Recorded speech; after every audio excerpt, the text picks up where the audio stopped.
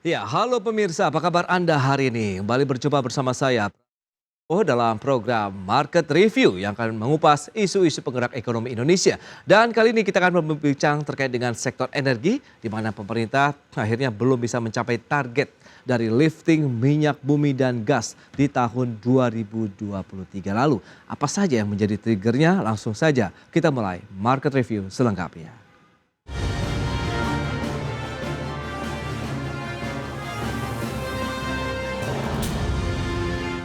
Kementerian Energi dan Sumber Daya Mineral mengungkapkan capaian produksi minyak siap jual atau lifting sebesar 605.000 barel per hari dan capaian tersebut di bawah dari target yang ditetapkan sebesar 660.000 barel per hari. Selain itu, realisasi lifting gas pada tahun 2023 mencapai 964.000 BOEPD atau lebih rendah dari asumsi 1,1 juta BOEPD. Lifting minyak dan gas bumi pada 2023 tidak mencapai target yang telah ditentukan. Seperti diketahui, lifting minyak pada 2023 hanya mencapai 605.000 barel minyak per hari atau MBOPD, atau lebih rendah dari target yang ditetapkan dalam APBN sebesar 600.000 barel minyak per hari. Menteri SDM Arifin Tasrif menyatakan hal tersebut disebabkan Indonesia belum memiliki sumber baru yang bisa memberikan tambahan produksi. Namun demikian pada 2024 pihaknya memiliki beberapa program yang tidak hanya bertujuan untuk mempertahankan, namun juga meningkatkan produksi, salah satunya yaitu melakukan pemanfaatan dari sumur-sumur hidro yang selama ini tidak diupayakan lagi namun masih memiliki potensi. Belum memiliki sumur baru yang bisa memberikan tambahan produksi baru daripada minyak mentah kita. Nah, di tahun 2024 ya kita memiliki beberapa program upaya-upaya ya untuk bisa paling tidak menahan, tapi juga kita upayakan untuk meningkat. Jadi program yang akan kita lakukan adalah pemanfaatan dari sumur-sumur yang idle ya, yang selama ini tidak diupayakan lagi tetapi masih memiliki potensi. Arifin juga mengakui bahwa tren penurunan juga terjadi di sektor gas karena adanya indikasi kelandaian. Sebagaimana diketahui, realisasi lifting gas pada 2023 mencapai 964.000 BOEPD atau lebih rendah dari target 1,1 juta BOEPD. Dari Jakarta, Adi Firmansyah, IDX Channel. Baik pemirsa, untuk membahas tema menarik kita hari ini, lifting migas RI 2023 tidak mencapai target, kita sudah tersambung melalui Zoom bersama dengan Bapak Komaydi Notonegoro, Direktur Eksekutif Reform Miners Institute. Selamat pagi Mas Komaydi. Pagi Mas Bras. Ya, salam sehat Mas Komaydi. Baik, sama-sama Mas, terima kasih. Terima kasih juga atas waktu yang sempatkan. Tadi sudah disampaikan ini gagal lagi mencapai target dari produksi atau lifting minyak dan gas bumi di Indonesia. Begitu Kementerian SDM tadi sudah mengungkapkan capaian produksi lifting itu 605.000 barel per hari dan di bawah dari target yang ditetapkan begitu. Lifting minyak juga turun nih Mas Komaydi ya, dari capaian tahun 2022 yang sebesar 612.000 barel per hari. Nah, apa yang bisa kita review nih dari Reform Miners Institute, Mas Komaydi? Iya, saya melihatnya ada dua hal ya Mas Bras. Yang pertama di dalam menetapkan target sendiri memang angkanya cukup variasi begitu Mas. Jadi angka yang ditetapkan di APBN saya kira tidak murni angka yang berangkat dari K3S yang kemudian disampaikan ke SKK ke kementerian kemudian baru diskusi dengan di DPR atau Komisi 7 dan Banggar. Nah, seringkali angkanya memang ditetapkan lebih besar Mas, karena harapannya kalau lebih besar kan penerimaan negaranya juga lebih besar begitu. Artinya angka yang ditetapkan di dalam APBN seringkali sudah angka negosiasi ya. Negosiasi dalam artian dinaikin dong gitu, jangan sesuai dengan perkiraan awal begitu. Nah, saya kira kalau yang terjadi demikian ya potensi untuk tidak tercapai makin besar. Itu yang pertama. Yang kedua, dari kondisi sumur-sumur kita itu sebagian besar sudah mature field ya Mas. Artinya memang sudah dalam fase produksi yang menurun Mas Bras. Jadi artinya bisa sama dengan tahun kemarin saja itu sudah bagus. Karena kan kapasitas sumurnya sudah mulai berkurang, kedalamannya makin dalam begitu. Artinya kalau makin dalam membutuhkan infrastruktur atau investasi yang jauh lebih besar. Minimal kan kalau mau ngebor ke dalaman tertentu yang lebih dalam lagi kan Ya, nambah pipa gitu ya Mas Ras. Nah, pipa kan pasti ada additional cost dibandingkan yang sebelumnya. Nah, ini yang oke. seringkali jadi pertimbangan apakah kemudian kita based on volume semata atau juga mengkalkulasi masalah bisnis. Kalau mengkalkulasi masalah bisnis, seringkali pilihan-pilihannya menjadi tidak selalu sama, bisa saja minyaknya ada tapi diputuskan untuk tidak diangkat karena mungkin keekonomiannya nggak nutup. Misalnya harga minyaknya kalau dijual 90, tapi dia butuh biaya untuk memproduksikan katakanlah 95. Berarti kalau diproduksikan kan malah rugi 5 gitu Iya, Mas iya. ininya Mas Bas. Nah, ini yang terjadi. Nah, saya kira itu problem mendasar kita semua Mas. Dari tahun ke tahun kalau kita lihat porsi investasinya itu sebagian besar ada di eksploitasi atau kegiatan produksi. Sementara untuk mencari lapangan-lapangan baru, yaitu yang kalau di minyak itu disebut sebagai eksplorasi, Mas. Ya. Kalau di pertanian mungkin untuk buka lahan gitulah ininya. Itu kecil porsinya, hanya antara 8 sampai 10%, Mas. Nah, ini yang saya kira perlu menjadi pemikiran bersama, karena kalau tidak membuka lahan ya kapan kita akan nambah panen, kan kira-kira seperti itu, Mas. Baik, tapi kalau dilihat dengan beberapa trigger yang sudah Anda sampaikan tadi terkait dengan target yang memang selalu lebih tinggi begitu daripada biaya produksinya sendiri, kemudian dari sumber migas yang mungkin sudah cukup tua lah bisa dikatakan. Apakah ini juga dialami oleh kilang minyak bumi, kemudian gas bumi kita juga? Dari paling tidak ya memang itu yang menjadi penyebab dari tahun ke tahun kita selalu gagal mencapai target.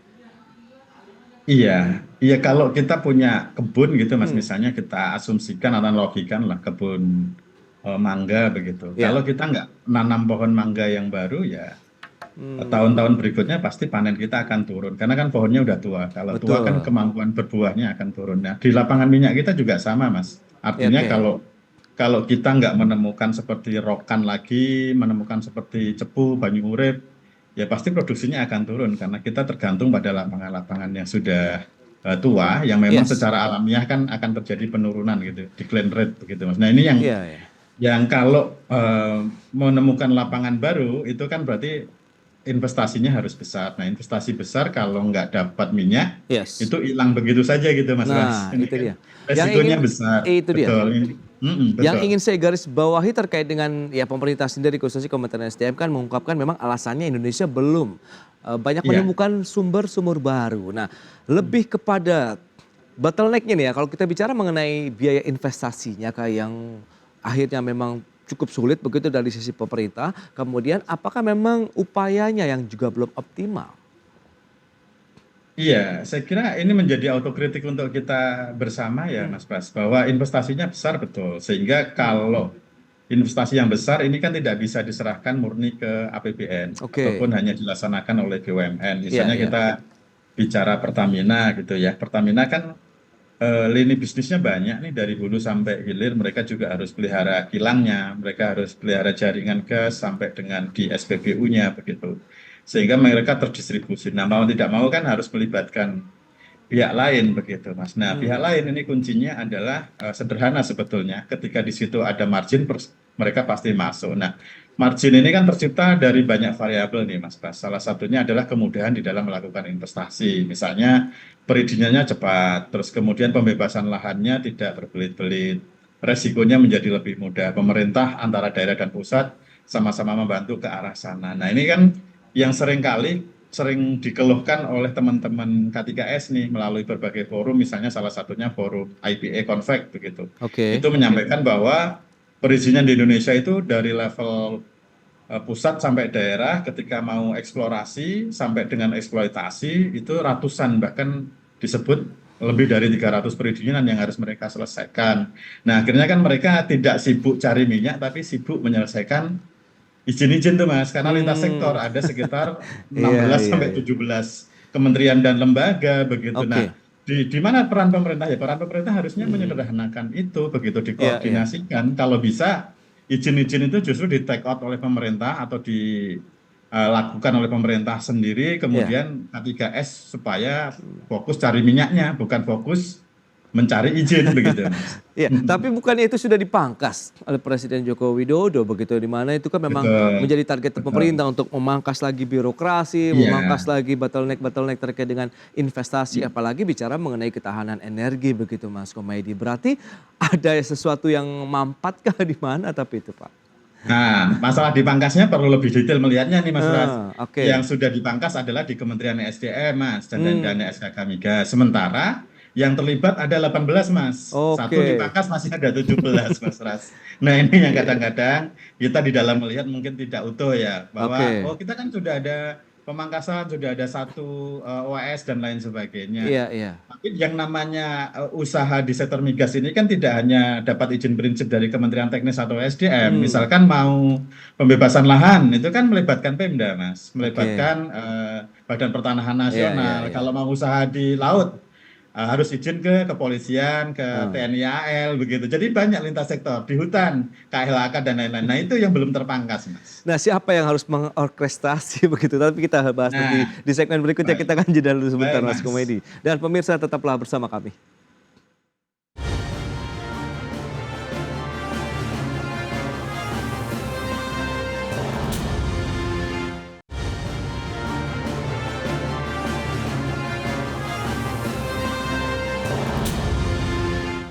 Ya, terima kasih Anda masih bergabung bersama kami dalam Market Review. Pemirsa, berikut ini kami sampaikan sejumlah data untuk Anda terkait dengan realisasi dari investasi di sektor migas ataupun energi dan sumber daya mineral. Ya, seperti yang bisa Anda saksikan, realisasi investasi di sektor SDM Indonesia dari tahun 2022 itu tercatat sekitar 27 miliar dolar Amerika. Sementara di tahun 2023 ada kenaikan 11% menjadi 30,3 miliar dolar Amerika. Dan berikutnya, penyokong capaian realisasi investasi di tahun 2023 dari mana saja? Minyak dan gas 15,6 miliar dolar, kemudian mineral dan batu bara 74,6 miliar dolar, ketenaga listrikan 5,8 miliar dan energi baru terbarukan serta konservasi energi 1,5 miliar dolar Amerika. Baik, demikian update dari beberapa data dan kita akan lanjutkan kembali perbincangan bersama dengan Komedi Notonegoro, Direktur Eksekutif Reform Miners Institute. Mas Komedi, kita akan lanjutkan Baik, Mas. kembali bicara mengenai realisasi investasi tadi di sektor SDM ini kan trennya naik terus begitu. Tapi kenapa tidak bisa langsung terkorelasi ya dengan hasilnya, outputnya begitu dari sektor migas kita sendiri begitu, Mas Komedi. Nah, bottlenecknya di mana? Kalau memang tadi ada 18 lembaga kementerian begitu yang memang bersinggungan ya dengan SDM ini, kemudian dengan minyak dan gas bumi, tapi baru satu saja yang mungkin sudah menerapkan pemangkasan birokrasi dan lain-lain. Nah, kira-kira ini permasalahan utamanya lebih siapakah dirijen yang harus mengorkestrasinya kah atau ada hal lain nih, Mas Komaydi? Iya, kalau lihat data tadi ya Mas, pas catatannya, Ya. kalau naik betul naik, tapi Hmm. besaran yang paling besar kan dari minerba ya Mas, mineral batu bara. Oke. Kalau minyak, kalaupun naik juga relatif mirip-mirip dengan tahun-tahun sebelumnya. Jadi kisaran 15 sampai 16 ya. Yes. Tertinggi mungkin kita dulu pernah sampai 25 di era kejayaan produksi ya. Jadi artinya itu sebagai komparasi. Nah, tadi kita bicara mengenai tata waktunya nih Mas Pras. Untuk di migas kan cukup lama. Jadi artinya kalau investasi hari ini kan memang nggak bisa dilihat panennya hari ini. Jadi mungkin butuh waktu sampai 4-5 tahun paling cepat gitu. Oke. Kalau itu sudah menemukan minyak begitu. Sama seperti kalau kita lihat petani padi gitu Mas Ras. Padi Ya. itu biasanya paling cepat kan 4 bulan baru panen. Jadi artinya kalau kita tanamnya di Januari, jadi nggak bisa mengharapkan panen juga di Januari kan Mas Ras. Oke. Artinya investasi Januari kan datanya udah naik itu begitu. Tapi kok nggak tercermin di panen Januari ya memang tata waktunya belum. Itu kira-kira seperti itu begitu Mas Pras. Nah, juga perlu dilihat distribusinya Mas. Kalau distribusinya katakanlah untuk ke biaya operasional saja, artinya untuk produksi begitu, itu belum tentu nanti akan menambah panennya Mas Pras. Karena lahannya nggak bertambah, ya segitu-segitu saja begitu. Artinya kan hanya habis untuk beli benih, untuk membayar petani dan lain-lainnya. Tapi kalau lahannya nggak ditambah, ya pasti panennya maksimal, kalaupun bertambah hanya sekian persen. Nah ini yang pentingnya untuk menemukan eksplorasi atau cadangan-cadangan minyak dan gas yang baru di sektor minyak dan gas begitu. Nah tadi kalau ditanya sumbatannya ada di mana begitu ya. Karena ini melibatkan multi sektor. seringkali kan masing-masing sektor, masing-masing kementerian lembaga dari sudut pandangnya masing-masing nih Hmm, merasa penting dan itu tidak keliru ya Mas. Misalnya oke. teman-teman KLHK pegang prinsip ini baku mutu minyak dan gas harus sekian begitu. Nah, sementara bagi teman-teman di sektor SDM kan ketika baku mutu itu di capping atau dinaikkan itu tidak sederhana karena impact-nya pada biaya yang nambah nih Mas Pras. Oke. Nah, ini perlu ada level yang lebih tinggi kalau hanya diserahkan ke Menteri SDM dan Menteri KLHK, ya mereka setara, nggak bisa menyelesaikan. Karena Hmm, sama-sama merasa penting untuk sektornya masing-masing. oke. Ya minimal harus diselesaikan oleh Menko ya Mas. Tapi kalau untuk sebelumnya, di era Undang-Undang 871 ketika Pertamina ditugaskan untuk menghandle semuanya, Hmm, itu reportingnya kan langsung ke Presiden pada saat itu. Jadi oke. Pertamina itu reportnya langsung ke Presiden seperti Petronas sekarang. Petronas itu reportnya langsung ke Perdana Menteri, Mas. Oke. Nah, itu Perdana Menteri akan menginstruksikan semuanya nih, Hmm, memberikan privilege untuk Petronasnya kalau di sana. Nah, di kita dulu, Mas, Pertamina diberikan privilege sampai izin-izin itu bahkan dibantu oleh Pemda-Pemda yang pada saat itu Pemda-Pemda semuanya sebagian besar ya itu adalah dari militer gitu. Yang komandonya kebetulan iya, iya. presidennya juga jadi militer yang sama begitu. Oke, oke. Cara izin selesaikan selesai, mungkin hanya waktu bulan selesai gitu Mas. Nah Hmm, sekarang bukan hanya bulan, tahun itu perlu waktu 3 tahunan begitu informasinya untuk bisa menyelesaikan yang tadi 300-an izin tadi untuk wow. 18 lembaga itu Mas Pras. Wah, berarti Kira-kira itu gambarannya. potensinya berarti dengan kondisi yang ada, Anda melihat seperti apa nanti lifting migas kita di tahun 2024? Apakah tidak akan berbeda jauh dengan tahun-tahun sebelumnya? Kalau regulasinya masih sama dan cara pandangnya masih sama, Hmm, kemungkinan masih akan sama ya Mas ininya. Kalaupun ada yang baru, tapi seperti yang Pak Menteri sampaikan akan hmm. mengupayakan yang baru, kemungkinan hanya cukup untuk mengkompensasi tempat lain yang turun gitu Mas ininya. Oke, oke, oke. Jadi belum akan ada tambahan signifikan. Nah sementara kan di tahun 2030 Iya, iya, kita sudah punya target nih 1 juta barel Mas. iya, iya. Kalau 2030 tinggal sebentar lagi Mas, 2024 6 tahun lagi ya. Oke, iya, iya. Artinya sekarang udah harus ada cadangan baru nih untuk bisa Hmm. menjadikan 1 juta. Kalau sekarang ada 600 kan berarti masih ada 400.000 dan itu bukan barang kecil gitu Mas. Oke, nah pemerintah khususnya Kementerian SDM akan memaksimalkan sumur-sumur idle yang selama ini tidak Iya, diupayakan lagi, tapi masih betul, memiliki betul. potensi begitu. Nah ini Iya, betul. apakah bisa cukup signifikan begitu? Kansnya besar juga. Nah, itu tadi yang ini kan ada dua hal nih Mas. Ya. Secara volume mungkin bisa, Hmm. tapi secara bisnis masih jadi tanda tanya nih Mas Pras. Oke. Kalau kita memproduksikan yang sudah nganggur, terus Mm-mm. kemudian di kedalaman yang lebih dalam lagi, Iya, iya, iya. sampai seberapa besar nih additional cost-nya, masih worth it atau tidak begitu. Oh, Misalnya, oke di situ masih ada 1.000, tapi untuk mengangkat itu membutuhkan katakanlah per barelnya 95, sementara sekarang harga di pasar 90. Nah, keputusannya kan kemudian kita angkat atau kita impor. Nah, itu Mas ininya. oh iya itu dia. Lagi-lagi terkait dengan kebutuhan dananya sendiri yang akan digunakan, Oh, dan ini lebih masalah, murah dan ini yang bisnis mana Mas. ya, lebih strategis yang mana begitu daripada Betul kita. Mas Ras. Dan lagi-lagi ini eh, kan kembali ke bisnis, hmm, ketika pelaku bisnisnya pemerintah mohon maaf ini ya. tidak ekonomis, kami nggak bisa produksikan, ya pemerintah kan pasti angkat tangan juga gitu Mas. Oke, oke. Nah dibutuhkan langkah ekstra seperti apa sih yang harus dilakukan oleh pemerintah dan juga para pelaku industri migas nasional untuk bisa mengangkat lagi lifting migas kita di tahun ini? Kita akan jawab lagi di segmen berikutnya. Mas Komedi, kita akan jeda sebentar. Dan Baik Mas pemirsa, Ras. kami akan segera kembali usai pariwara berikut ini.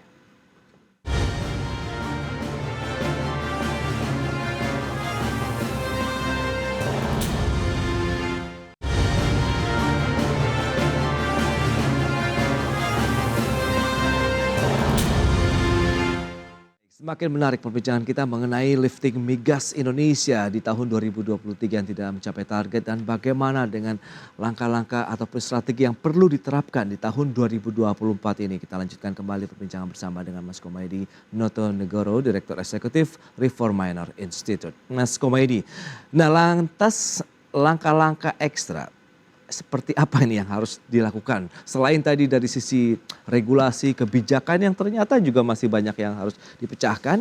Di samping di satu sisi kita berupaya keras untuk mencari sumur-sumur baru yang tentunya masih ada kendala terkait dengan biaya investasinya di sana. Iya, saya kira di situasi yang saat ini sudah situasi yang krisis ya sebetulnya Mas. Kalau Oke. kita lihat karena makin besar impornya begitu.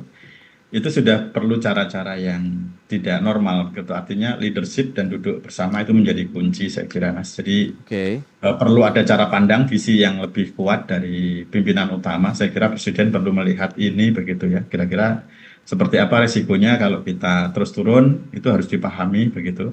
Kalau kita bisa menaikkan, kira-kira manfaatnya seperti apa, sehingga salah satunya nanti bisa discuss dengan teman-teman di Kementerian Keuangan Oke. mengenai seringkali ini yang diminta oleh K3S, yaitu mengenai insentif. Paralel juga masalah-masalah perizinan lintas sektor, mau tidak mau pemerintah atau negara sudah harus turun tangan nih, mesti koordinasikan. Bila mana perlu di pangkas semua di 17 kementerian lembaga dan di ultimatum untuk izin-izin harus selesai dalam sekian bulan misalnya. Itu kan pasti bisa. Di zaman yang digital sekarang sangat mungkin untuk bisa dilakukan. Ini tinggal cara pandang saja. Kalau memang kita menganggap ini penting begitu, bahwa amanat di pasal 33 bahwa ini merupakan satu sumber daya yang menguasai hajat hidup masyarakat luas yang masih kita akui sampai hari ini, Ya. harusnya cara pandangnya ke sana. Kalau itu sudah pimpinan utamanya sudah melihat ke arah situ, saya kira tinggal mengkoordinasikan ke bawah-bawahnya sih, Mas Bas. Masalahnya ada lagi begitu. Apakah bisa dilakukan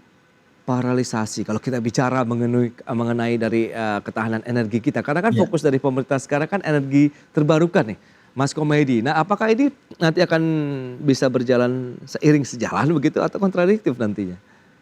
Iya, harusnya bisa paralel sih Mas Bas. Karena kan kalau kita lihat fakta misalnya, hari ini 85% kita masih pakai fosil. Untuk Oke. listrik, 75% produksi listrik kita dari PLTU. PLTU itu batu bara Mas, Iya, fosil.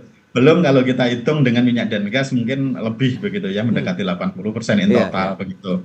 Nah, kalau kita lihat proyeksi RUN sendiri sampai 2050 bahkan itu juga porsinya fosil masih besar Mas. Oke.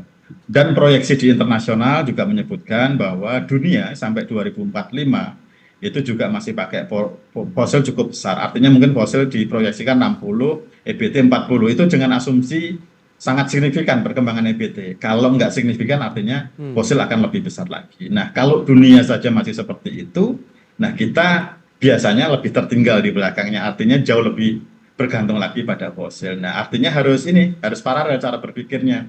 Nanti kalau kita sudah melompat ke EBT, sementara EBT-nya belum bisa kita panen, mau tidak mau hidup kita masih bergantung pada fosil, sementara fosil sudah kita tinggalkan, kan kita 100% impor. Oke. Kalau impor, resiko fiskalnya sudah bisa dilihat. Nanti harga BBM, kalaupun mau dinaikkan nggak bisa, mau tidak mau pemerintah harus subsidi. Bisa bayangkan kalau sekarang kita masih punya produksi saja, subsidi seringkali jadi masalah, apalagi kalau sudah 100% impor gitu Mas Pras. Oke. Nah, Itu jadi sih, Mas. solusi apa nih yang mungkin bisa Anda tawarkan juga untuk bisa sama-sama, berarti ada win-win solution di sana begitu, di mana lifting migas kita juga bisa memenuhi kebutuhan dalam negeri. Di satu sisi kita terus melakukan pengembangan nih untuk energi terbarukan supaya udara Indonesia juga jauh lebih bersih. Iya, saya kira paralel ya Mas. Di dalam konteks transisi energi kan sebetulnya yang dibicarakan bukan sumber energinya, tetapi lebih ke emisinya ya Mas. Oke. Karena nanti kan di dalam perkembangannya juga ada namanya teknologi CCS, CCUS. Artinya karbonnya itu bisa ditangkap terus kemudian disimpan begitu Mas. Iya. Kalau di dalam perkembangannya dan teknologi ini kan makin lama makin murah Mas. Oke. Bisa saja nih artinya nanti batu bara dan migas tetap bisa digunakan dengan teknologi baru begitu. Artinya emisinya menjadi rendah bahkan mungkin setara EBT. Itu tidak menutup kemungkinan. Kuncinya adalah di teknologi begitu. Artinya kalau menurut pandangan saya paralel jalannya. EBT dijalankan, Oke. kemudian yang di sektor fosil juga tetap dikelola begitu supaya kebutuhan di dalam negeri juga tetap terpenuhi. Karena bagaimanapun Iya. ketahanan atau kehidupan itu lebih prioritas Mas. Oke.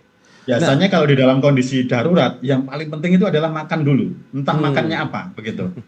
Nah Iya, ini yang lebih prioritas, begitu. Baru kemudian setelah makan terpenuhi, baru bicara standar kesehatan. Rata-rata seperti itu. Begitu. Terakhir Mas Jadi, Komaydi.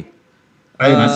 Terakhir Mas Komaydi, terkait dengan investasi, iklim investasinya sendiri di sektor SDM begitu kan, kita tahu di tahun 2023 nih mencapai Oke. 30,3 miliar dolar dan naik dibandingkan dengan tahun 2022. Tapi Betul, lagi-lagi ini kan baru bisa dipetik 5 tahun ke depan begitu ya. Anda melihat Yes. bagaimana dengan iklim investasinya sendiri? Apakah sudah pro terkait dengan bagi investor begitu ataupun pelaku usaha di sektor migas kita? Iya, iklim investasinya sebetulnya sudah mulai ke arah positif pasca COVID sebetulnya ya Mas. Nah ini yang kemudian saya kira government perlu menyiapkan berbagai infrastruktur penunjangnya supaya iklim investasi yang sudah positif ini trennya tetap sama Oke. dan kemudian segera menghasilkan ya Mas Pras. Termasuk salah satunya adalah infrastruktur regulasinya nih, Undang-Undang Migas yang revisinya sudah sejak tahun 2008 ya Mas, ketika saya bantu-bantu di Komisi 7 DPR pada saat Iya. itu sampai dengan hari ini belum selesai nih Mas, sudah 15 Oke. tahun Mas. Wow. Jadi mungkin ini proses Iya. revisi undang-undang terlama di dunia mungkin. Nggak selesai-selesai gitu. Iya, itu dia mungkin yang menjadi salah satu ya permasalahan yang cukup mendasar berarti ya terkait dengan sektor energi migas kita begitu di Indonesia. Betul, Mas Memang dibutuhkan satu leadership, lagi-lagi kita lihat dirijen dari semua kepentingan ya, dalam artian kementerian dan lembaga begitu yang berkorelasi erat dengan energi minyak dan gas bumi di Indonesia. Dan semoga tahun 2024 ini dengan adanya transisi kepemimpinan ada solusi di sana begitu yang ditawarkan. Amin. Mas Komaydi, Semoga. terima kasih banyak atas waktu dan sharing yang sudah Anda sampaikan, luar biasa sekali Sama-sama, informasi yang Mas sudah Anda Bas. sampaikan. Selamat melanjutkan aktivitas Anda kembali, salam sehat Mas Komaydi. Baik, terima kasih Mas Pras, sehat selalu.